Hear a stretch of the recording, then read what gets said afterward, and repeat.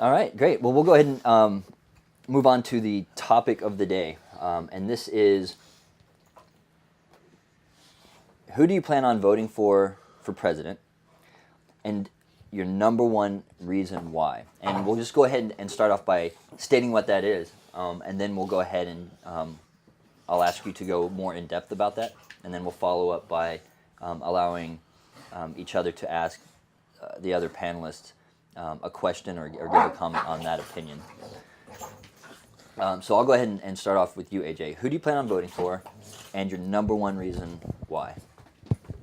All right. Yeah, thank you. I thought about this question. I mean, I've been thinking about this question for many months as we watch all of this unfold. And historically, I'm a conservative. I've always been voted conservative, and there's never been really a second in the past where I would have ever considered voting for Clinton. But on the other hand, at this moment, I'm embarrassed as a Republican that Trump has made it as far as he has. I believe that, like a lot of Americans who are still baffled and can't make up their minds on which choice is the lesser of two evils, and I wish this was the time we had a distant libertarian maybe as a backup. But what I care about most are the characteristics that make up ultimately our commander-in-chief that we're talking about, the guy that's in charge of all of our guys downrange and the policy that gets put forward, and that is going to be overseeing the people that we care about. And at this moment, I'm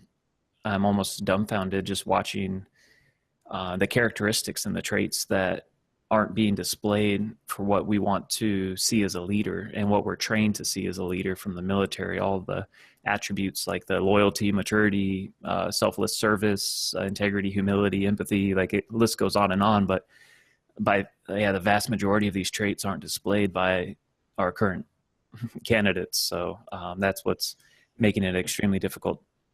So right now you are undecided because none of the candidates display personal characteristics that a commander-in-chief should have?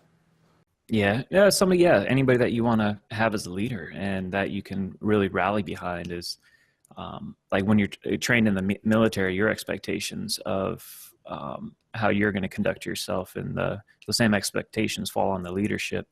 And the rhetoric and the history of both candidates don't reflect that whatsoever, in my opinion. So we'll go into a little bit more detail. Let me ask Dan about his opinions.